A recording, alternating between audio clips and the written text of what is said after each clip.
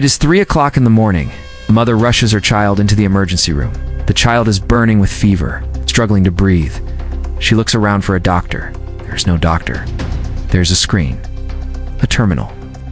A system that has processed 400 million medical cases, studied every known disease, read every published paper in the history of human medicine, and is ready, in this moment, to make a decision. The question is, should she trust it? And the deeper question, the one that will define the next century of human civilization.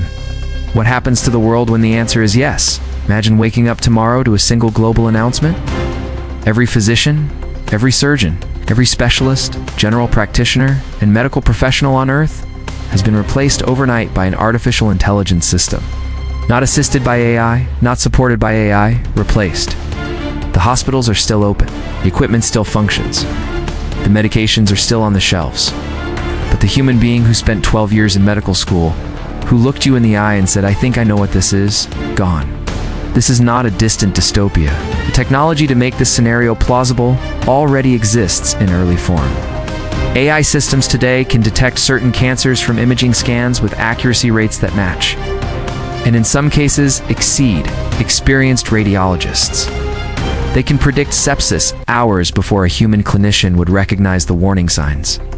They can cross-reference symptoms against millions of patient records in seconds. So the question is not entirely hypothetical. It is, in many ways, a question we are already beginning to answer. To understand what this world would look like, we need to understand what medical AI is truly capable of and where its edges are. Diagnosis. This is where AI performs most impressively. A trained diagnostic AI does not get tired, does not have a bad day, does not anchor on the first symptom. It notices and unconsciously filters everything else through that lens. A well-documented human cognitive bias called anchoring error that contributes to millions of misdiagnoses every year. AI reads everything simultaneously.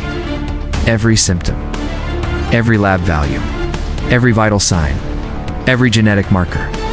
It compares your presentation against an internal library of cases that no human physician could accumulate in 10 lifetimes. In controlled studies, AI has demonstrated diagnostic accuracy for diabetic retinopathy, skin cancers, pneumonia, and cardiac arrhythmias that rivals the best specialists in the world. Surgery. Robotic surgical systems already assist in operating theaters across the globe. The Da Vinci surgical system has participated in millions of procedures. These systems offer precision that human hands, subject to tremor, fatigue, and the limitations of anatomy, simply cannot replicate.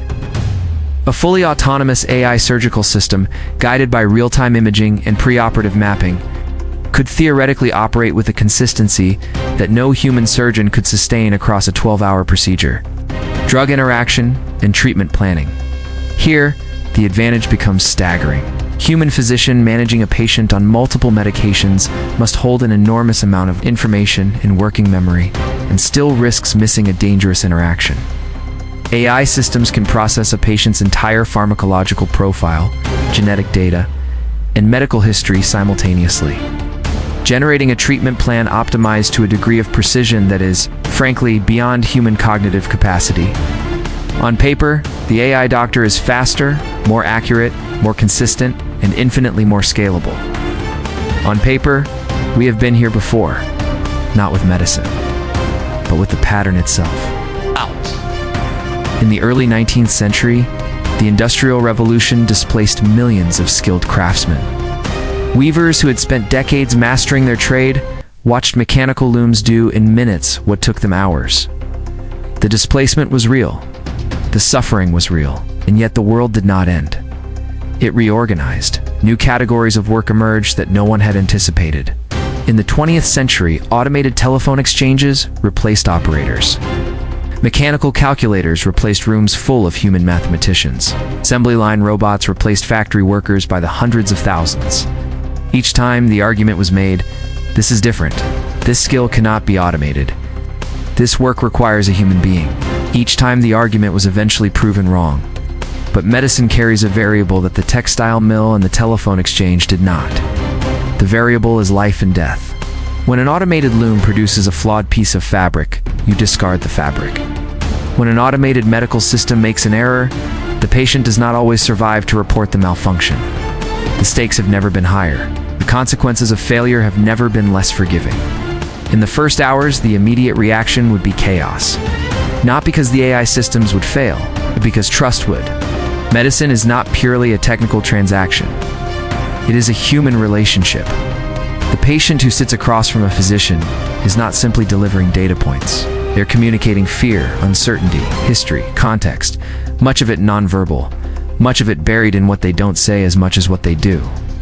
An AI system in 2025 can read a scan, cannot yet read the way a patient hesitates before answering a question, and understand that the hesitation is the answer. Within the first weeks, the disparities would become catastrophic. High-income nations with advanced digital infrastructure might adapt. Hospitals and wealthy urban centers could deploy AI terminals, robotic pharmacies, and automated triage systems within days.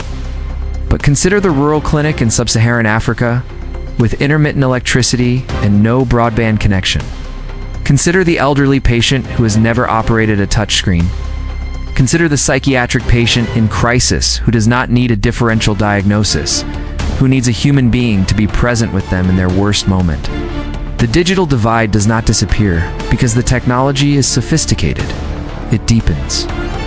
Within months, the legal and ethical architecture of modern civilization would begin to fracture. When a human physician makes an error, there is accountability. There is a medical board. There is a license that can be revoked. There is a human being who carries the weight of that decision. When an AI system makes a fatal error, who is responsible? The company that built it?